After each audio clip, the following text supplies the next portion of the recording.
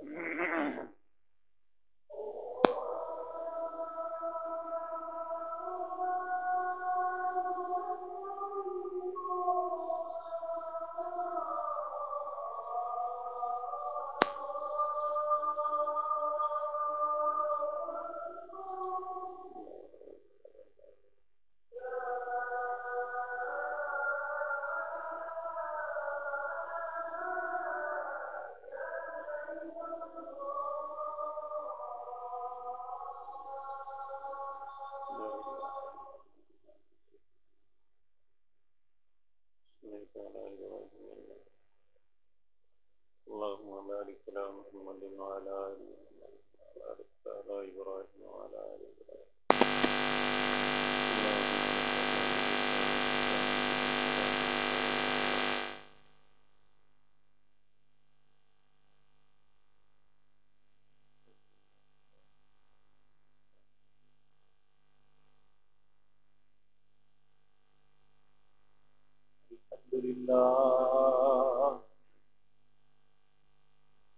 الحمد لله نحمده ونستعينه ونستغفره ونعوذ بالله من شرور أنفسنا ومن سيئات أعمالنا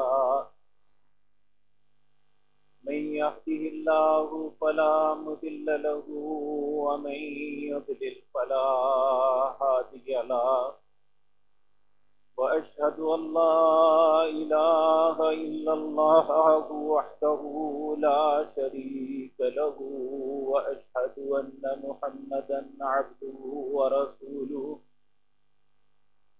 أما بعد فإن خير الحديث كتاب الله وخير الحدي حدي محمد صلى الله عليه وسلم وشر الأمور محدثاتها وكل محدثة بدعة وكل بدعة ضلالة وكل ضلالة في النار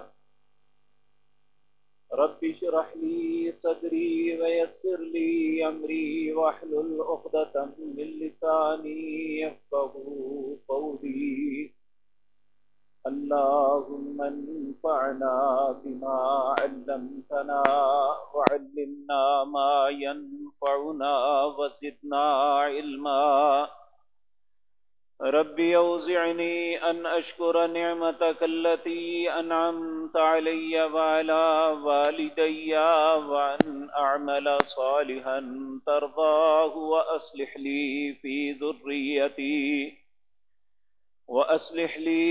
ذريتي إني تبت إليك وإني من المسلمين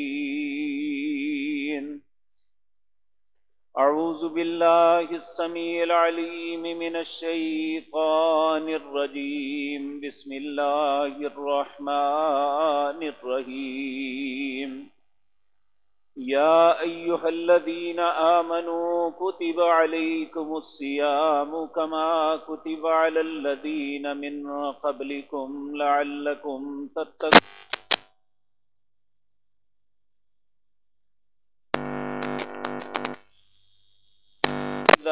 أو على سفر فعدة من أيام أخر وعلى الذين يطيقونه فدية طعام مسكين ومن تطوع خيرا فهو خير له وأن تصوموا خير لكم إن كنتم تعلمون.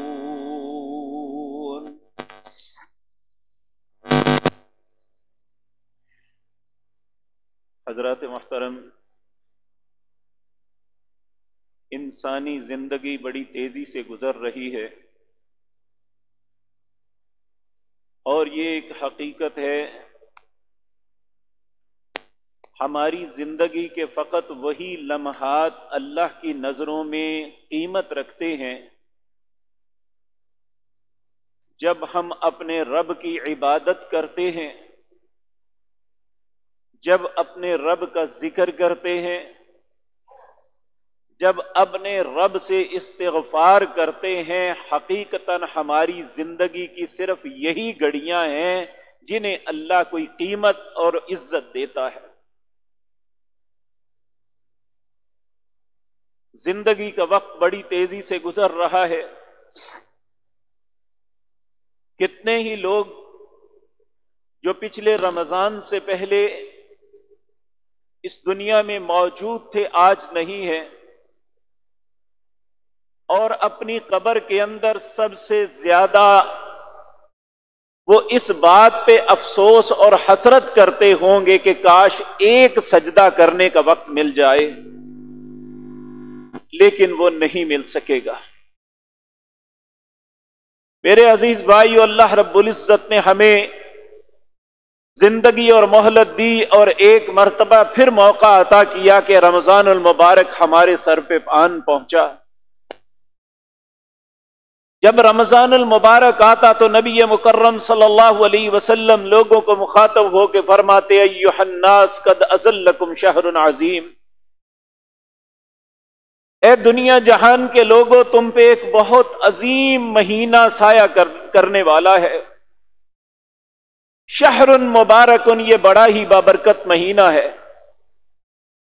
یہ حقیقت ہے کہ نیکی اپنے دل میں سمانے والے، نیکی کا جذبہ رکھنے والوں کے لیے یہ مہینہ انتہائی اہم ہوتا ہے، ان کے دل کھل اٹھتے ہیں.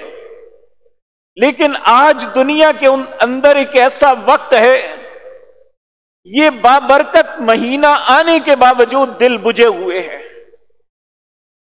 انسان آسانی کے ساتھ اللہ کے گھر تک نہیں پہنچ سکتا، وہ اپنی مرضی سے اللہ کے حضور سجدہ نہیں کر سکتا. میرے عزیز بھائیوں، کسی نے خوب کہا ہے کہ جب اللہ کسی قوم پہ ناراض ہوتا ہے تو مارنے سے پہلے اس سے سجدے کی توفیق چھین لیتا ہے۔ آج ہمارے ساتھ یہ معاملہ بن چکا ہے کہ ہم سے نیکی کی توفیق چھین لی گئی، نیکی کے راستے میں رکاوٹیں ہیں، دنیا کے سارے معاملات ہو رہے ہیں۔ میرے عزیز بھائیوں، پھر میں آپ سے التجا کروں گا، ہم نے کسی حکومت کے سامنے پیش نہیں ہونا، ہم نے دنیا کے کسی انسان کو جواب نہیں دینا، ہماری گزری ہوئی زندگی ہی ہے، اس کا جواب ہم نے اپنے رب کے حضور دینا ہے۔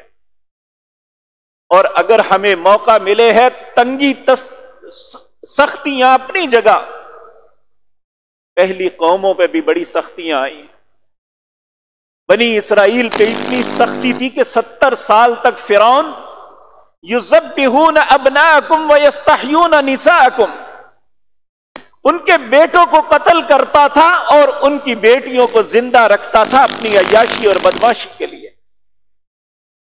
لیکن ہم پھر بھی کچھ نہ کچھ ہمیں ماحول ملتا ہے، ہمیں یہ وقت ضائع نہیں کرنا چاہیے۔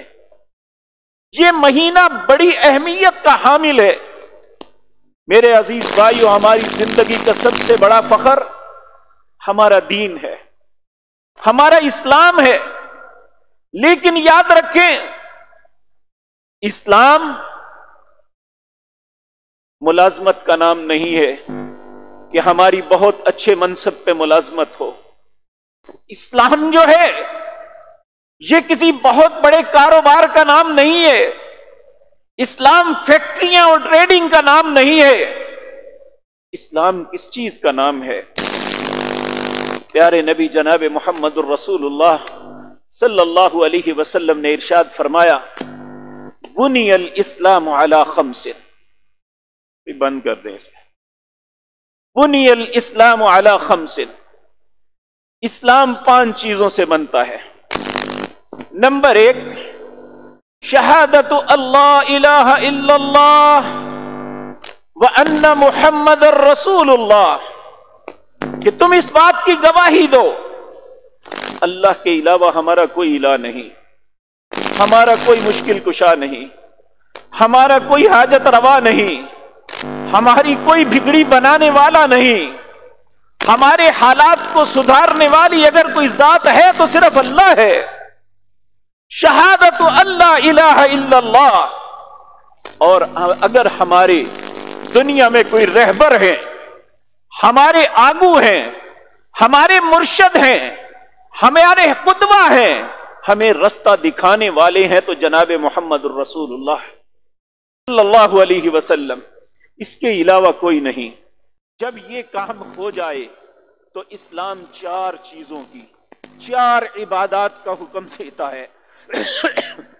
نمبر 1، اقام الصلاۃ المکتوبہ، نماز کو ادا کرنا۔ اس کی تفصیل انشاءاللہ اپنے وقت پہ آئے گی۔ دوسرا، وَإِيتَاءِ الزَّكَاةِ، زکوٰۃ کو ادا کرنا ہے۔ تیسرا، والحج، اور 5واں، وصوم رمضان، رمضان کا روزہ رکھنا ہے۔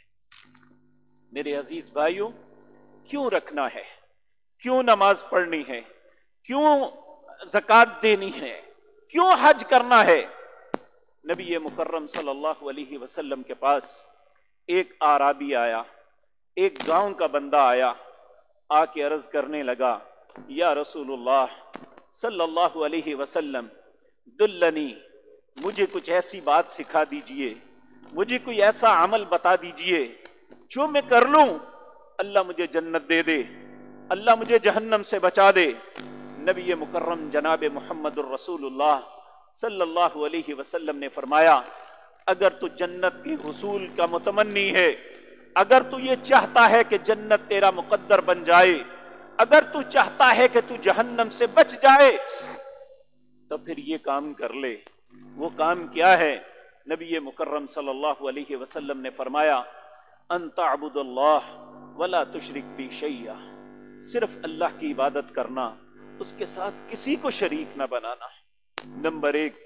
نمبر 2، آپ نے فرمایا کہ نماز کو ادا کرنا، نماز کو ادا کرنا کتنی؟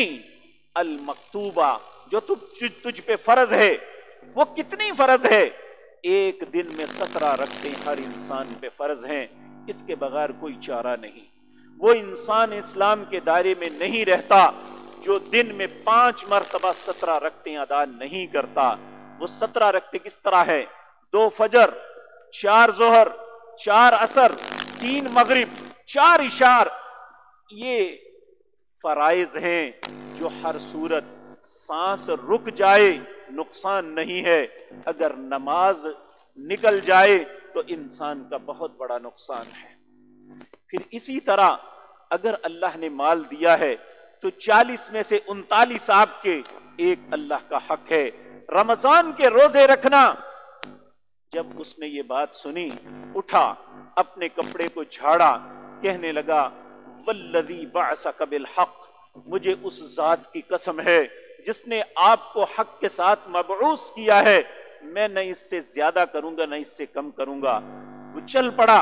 نبی کریم صلی اللہ علیہ وسلم نے اپنے ساتھیوں سے کہا من سر رہا، جس بندے کے دل کو یہ بات اچھی لگتی ہے، وہ اہل جنت میں سے کسی کو دیکھنا چاہتا ہے تو اسے دیکھ لے۔ تو میرے عزیز بھائیو، اس بات سے یہ سمجھ آتی ہے کہ یہ فریضے جو ہیں، ان کے رستے میں رکاوٹ ڈالنے والے ایک دن پریشان ہوں گے، اور اپنے فرائض کو ادا کرنے کے لیے رکاوٹیں ہونے کے باوجود آنے والے ایک دن اللہ کے ہاں سرخ روح ہوں گے۔ اللہ رب العزت انہیں اپنے مقرب بندوں میں انشاءاللہ کھڑا کریں گے۔ یہ کوئی بہادری نہیں ہے کہ دنیا کے سارے معمولات تو ہوتے رہیں، اگر نہیں ہو سکتا تو اللہ کے گھر میں نماز نہیں ہو سکتی، اللہ کے گھر میں خطبہ نہیں ہو سکتا، اللہ کے گھر میں قیام نہیں ہو سکتا۔ یہ عجیب منطق ہے دنیا میں اس وقت۔ اللہ رب العزت تو ہم پہ رحم کر دے۔ تو میرے عزیز بھائیو، اس مہینے کی سب سے اہم عبادت روزہ ہے۔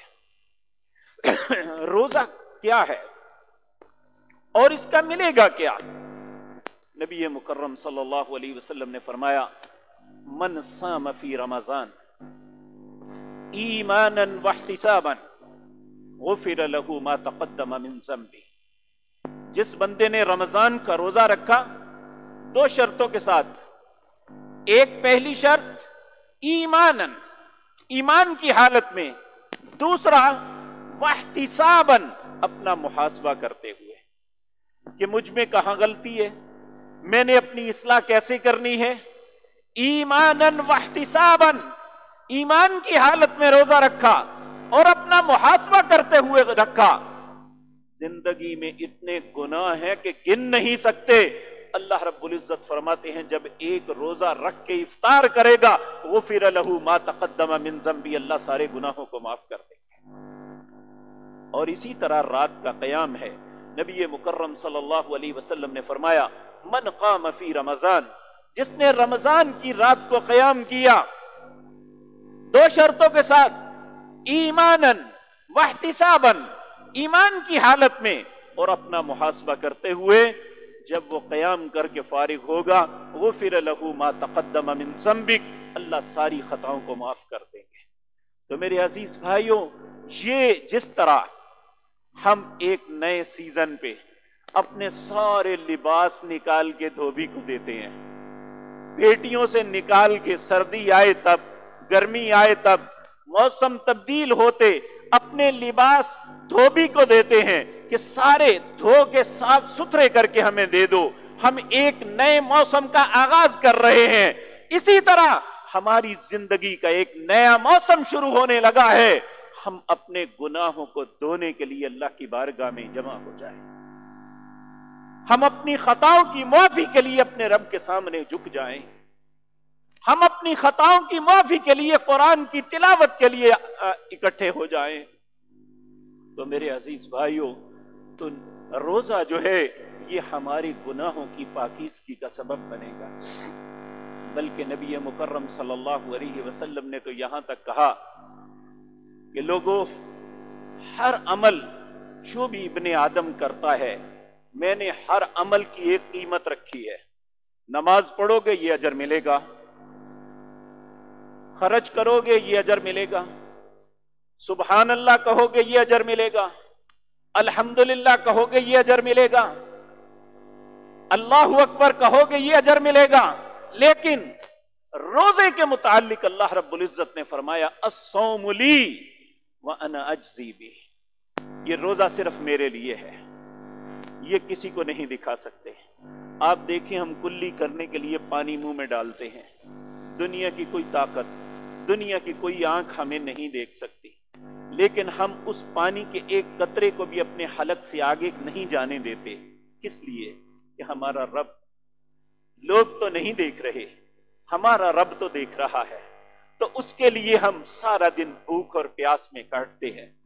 تو اللہ رب العزت نے اسی لیے فرمایا الصوم لی، یہ روزہ میرے لیے تھا، یہ میرے لیے روزہ رکھا تھا، وَأَنَا أَجْزِي بِهِ، اس کا بدلہ بھی میں ہی عطا کروں گا، اللہ ہی کے پاس اس کا بدلہ ہے، کسی کو پتا نہیں اس کا بدلہ۔ پھر فرمایا لِلصَّائِمِ فَرْحَتَانِ، روزے دار کے لیے دو خوشیاں ہیں، دو فرحت کے مقام ہیں، دو انتہائی خوشی کی باتیں ہیں۔ نمبر ایک، پہلی خوشی کب ہوگی؟ عند افطاری، جب یہ روزہ افطار کرتا ہے، سارے دن کی بھوک اور پیاس کے بعد، سارے دن کی مشقت اور محنت کے بعد، جب اللہ کی نعمتوں سے فیض یاب ہوتا ہے، جب ٹھنڈا پانی، دودھ یا کوئی بھی چیز تناول کرتا ہے، جسم کی رگوں کو راحت مل جاتی ہے، ایک خوشی کا احساس ہوتا ہے۔ کہا للصائم فرحتان، روزے دار کے لیے دو خوشیاں ہیں، ایک خوشی تو اس وقت ملے گی جس وقت روزے دار روزہ افطار کرتا ہے، اور دوسری خوشی عند لقاء ربی، جب یہ اپنے رب سے ملے گا، اس کا رب اسے روزے کا بدلہ عطا کرے گا، اس وقت اسے خوشی ملے گی۔ میرے عزیز بھائیوں، اس وقت جن حالات سے ہم گزر رہے ہیں، ہمیں دعاؤں کی اشد ضرورت ہے۔ نبی مکرم جناب محمد الرسول اللہ صلی اللہ علیہ وسلم نے فرمایا، جب روزے دار سارا دن روزہ رکھ کے افطار کے وقت پھر وہ اس وقت اللہ سے ہاتھ اٹھا کے دعا مانگتا ہے، منہ سے اسمیل آ رہی ہے، پیٹ میں بھوک نے شدت ڈالی ہوئی ہے، پیٹ میں درد تک ہو رہی ہے، ایسے حالات میں جب وہ ہاتھ اٹھا کے اللہ سے دعا مانگتا ہے، اللہ اس کی دعا کو رد نہیں کرتا۔ ان حالات میں میرے عزیز بھائیوں، آپ کی افطاری کا کوئی بھی ایسا دن، کوئی بھی ایسا لمحہ نہیں ہونا چاہیے جس میں آپ اللہ سے دعا مانگیں، اپنے لیے، اپنے مسلمان بھائیوں کے لیے، دنیا کے لیے۔ اے اللہ، اس آفت سے ہمیں نجات عطا فرما دے، اے اللہ ہم پہ رحم عطا فرما دے، اے اللہ ہمارے لیے اپنے گھروں کے دروازے کھول دے، اے اللہ ہمارے لیے ہر خیر کا دروازہ کھول دے، اے اللہ ہر شر کے دروازوں کو بند کر دے۔ میرے عزیز بھائیوں، کیوں نہ کرے گا؟ نبی مکرم صلی اللہ علیہ وسلم نے فرمایا، جب رمضان المبارک کا چاند طلوع ہوتا ہے، اللہ اسی وقت اسپیشلی کچھ فرشتوں کو دنیا میں بھیجتے ہیں، اور دنیا میں جا کے وہ فرشتے اعلان کرتے ہیں دو چیزوں کا، وَيَا بَاغِيَ الْخَيْرِ اقبل وَيَا بَاغِيَ الشَّرِّ اقصر، اے نیکی کا ارادہ کرنے والے اب اپنے قدم کو آگے بڑھا لے، اے برائی کا ارادہ کرنے والے اب اپنے آپ کو روک لے۔ یہاں تک کہ رمضان سارا گزرتا ہے، ہر دن اور ہر رات اللہ رب العزت کے فرشتے یہ اعلان کرتے رہتے ہیں، اور پھر فرمایا اللہ ہر دن انسانوں کو جہنم سے آزاد کرتے ہیں۔ نبی مکرم صلی اللہ علیہ وسلم کے متعلق آتا ہے، ایک دن آپ مسجد میں تشریف لائے، مسجد میں تشریف لا کے آپ نے ممبر منگوایا، پہلی سیڑھی پہ قدم رکھا، کہا آمین، دوسری سیڑھی پہ قدم رکھا، کہا آمین، تیسری سیڑھی پہ قدم رکھا، کہا آمین، پھر آپ نیچے تشریف لے آتے ہیں۔ صحابہ نے عرض کیا یا رسول اللہ صلی اللہ علیہ وسلم، آپ کا معمول ایسا نہیں تھا، آج آپ نے ایسا کیا، یہ کیا سبب ہے، آپ نے کیوں ایسا کیا؟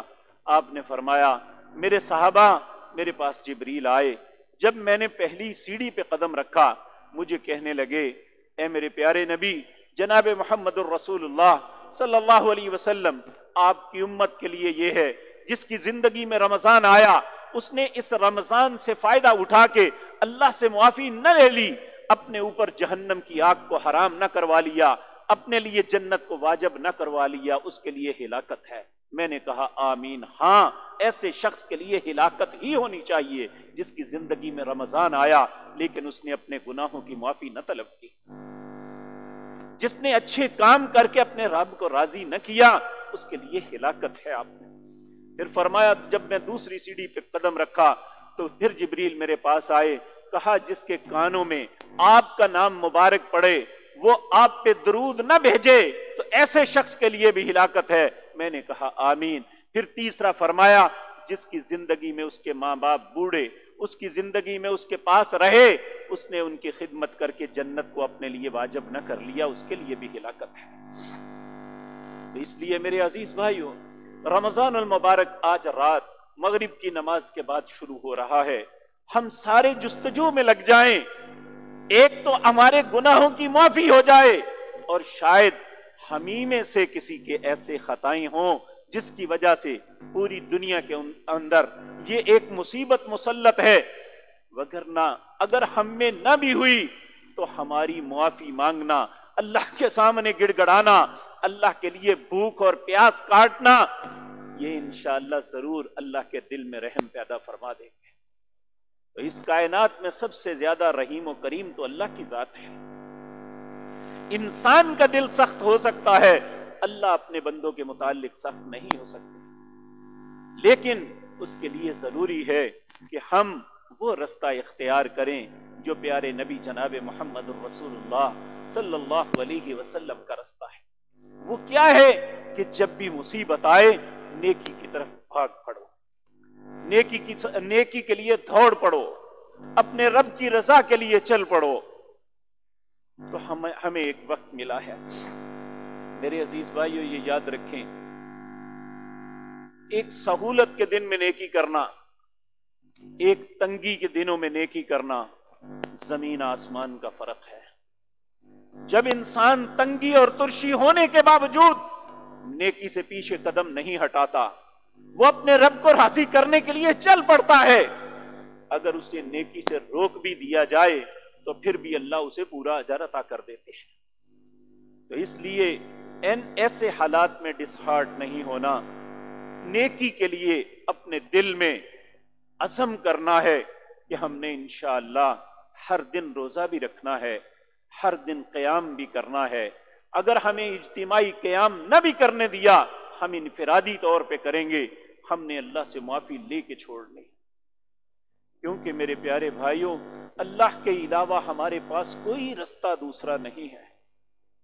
اللہ ہی کی ذات ہے جو ہم پہ رحم کر سکتی ہے، اللہ ہی کی زمین ہے جس پہ ہم سکون سے رہ سکتے ہیں۔ اگر یہ زمین قائم رہی، اگر زمین کے حالات درست ہوئے تو ہمارے کاروبار بھی ہو جائیں گے، ہماری نقصانات کا ازالہ بھی ہو جائے گا اور ہماری معافی بھی ہو جائے گی۔ اگر ہماری معافی ہوئی تو سب کچھ مل جائے گا، اگر خدا نخواستہ معافی نہ ہوئی تو اس کے لیے ضروری ہے میرے عزیز بھائیوں، یہ نیکیوں کا فصل بہار ہے، اس میں نیکی دیکھیے ہر چیز ہے، نمازوں کو ادا کرنا، نوافل کو ادا کرنا، روزہ رکھنا، قرآن کی تلاوت کرنا، راتوں کا قیام کرنا، کون سا نیک عمل ہے جو ان دونوں نہیں ہو سکتا؟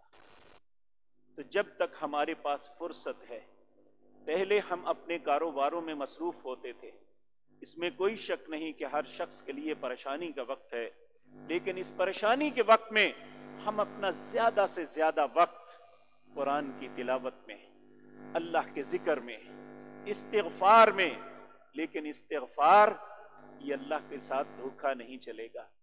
استغفار ہمارا تب قابل قبول ہوگا جب ہم اپنی خطاؤں کو چھوڑیں گے.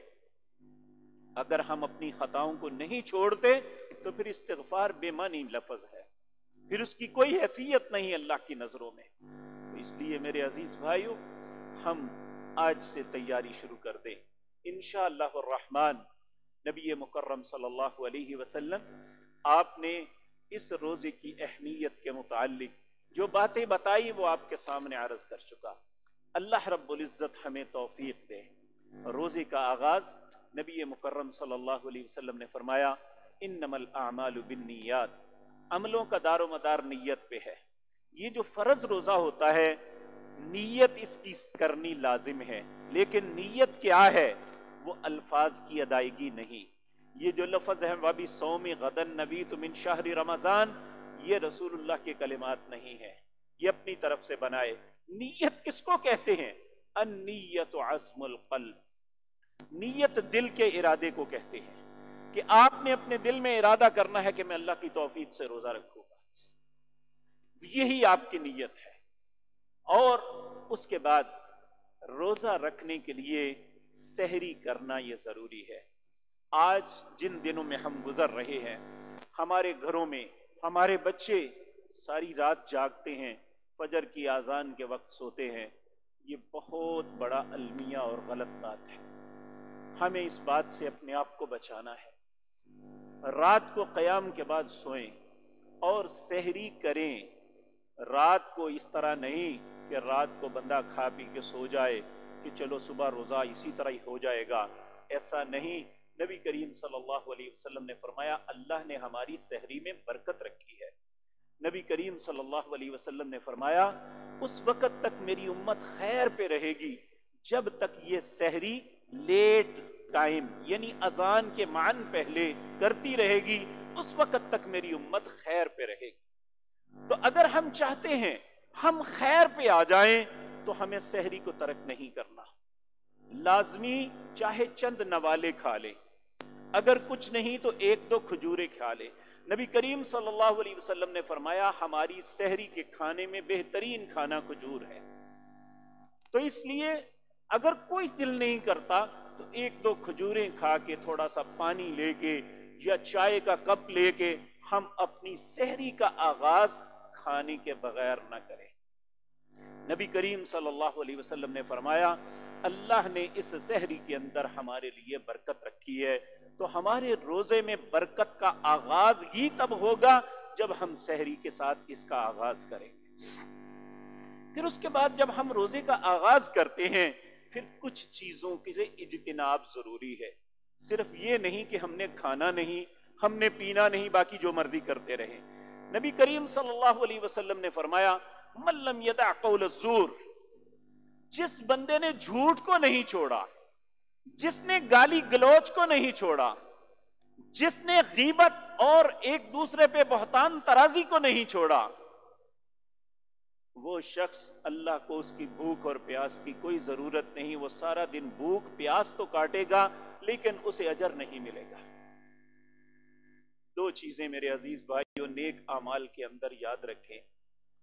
دو چیزیں ایسی ہیں آپ جتنے مرضی اخلاص سے عمل کر لیں، لیکن ان دو چیزوں میں اگر کوئی چیز عمل کے اندر آ گئی تو عمل برباد ہو جاتے ہیں.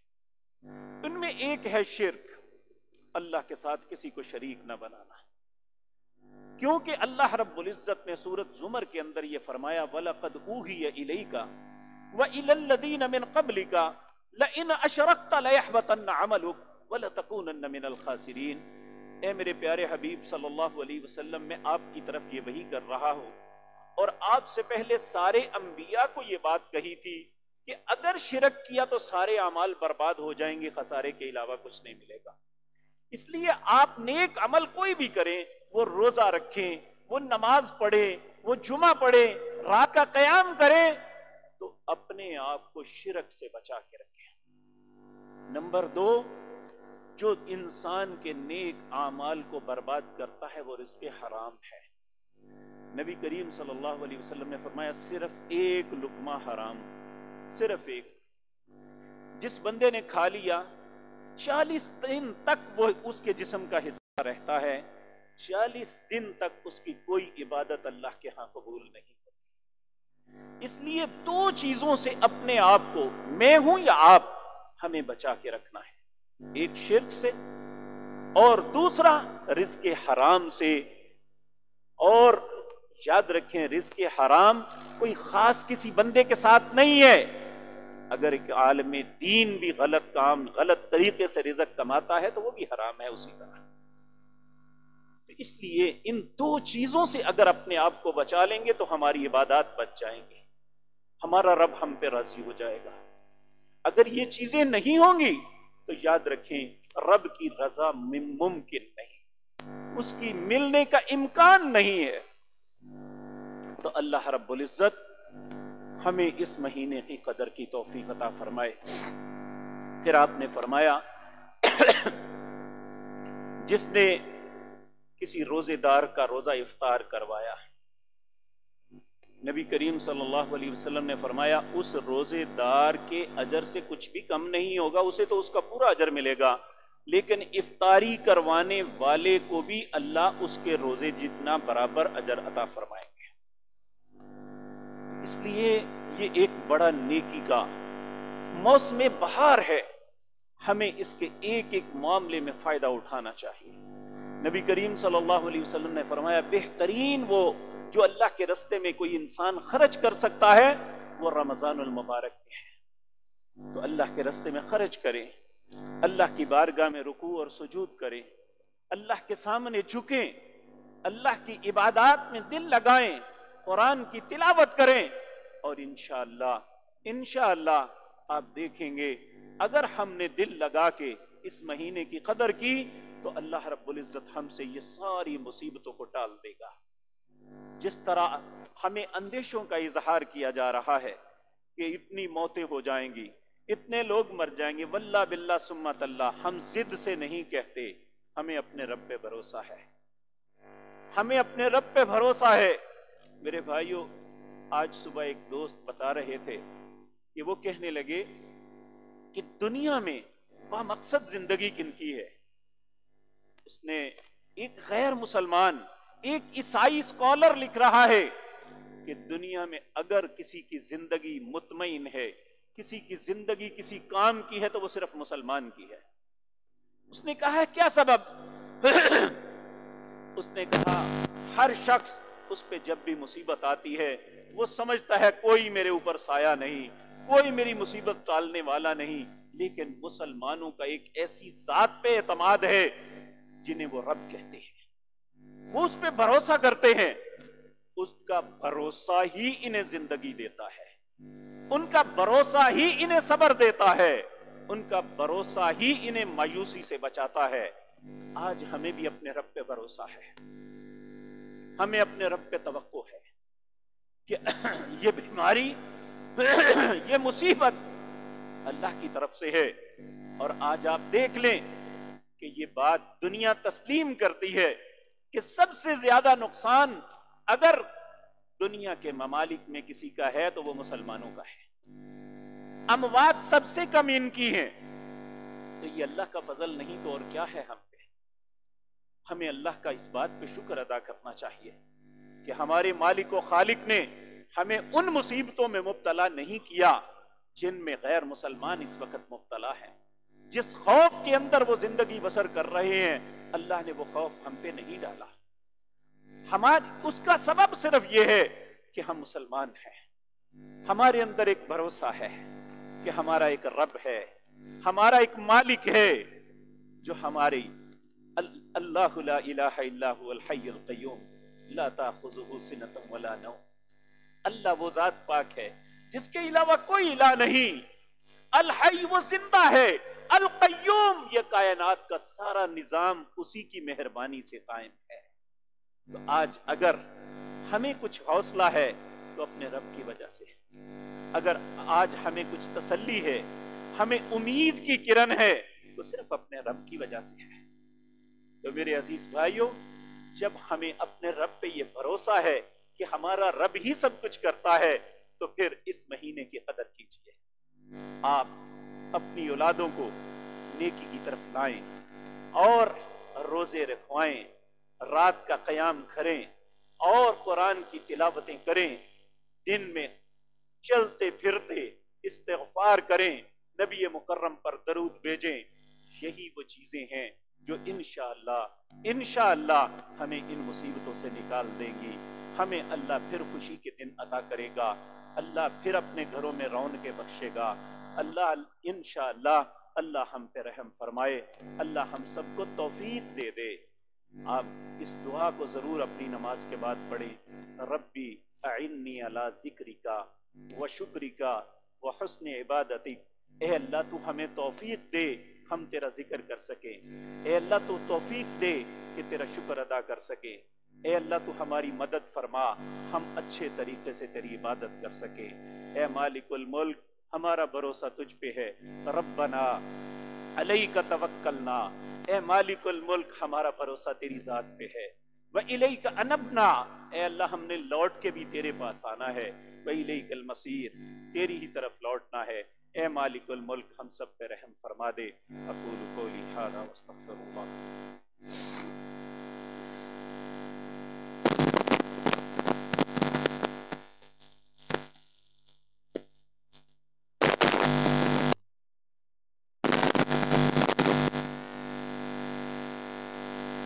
جنازہ آیا، جنازہ آ گیا۔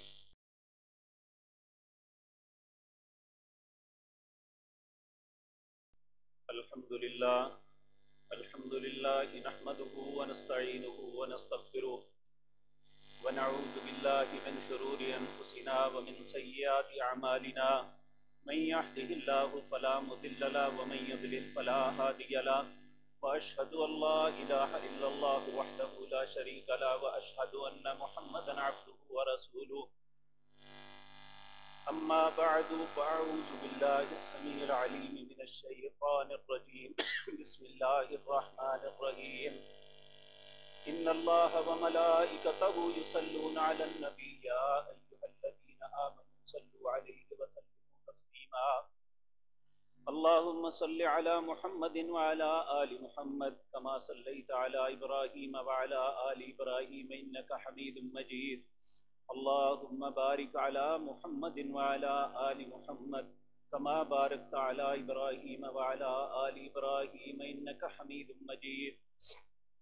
حضرات محترم، ہماری مسجد کے نمازی ہی تھے سرفراز صاحب عبد القیوم صاحب کے بیٹے، وہ قضاء الہی سے وفات پا گئے ہیں۔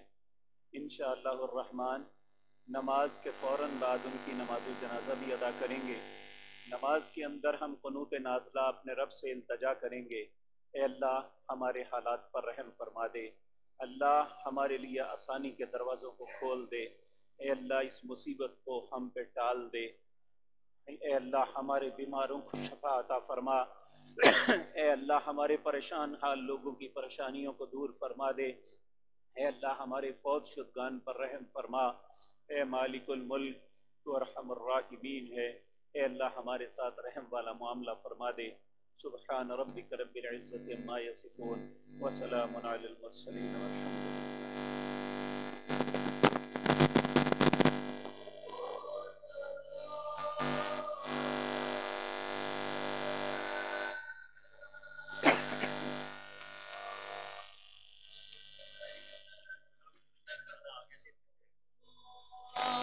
حي على الصلاة حي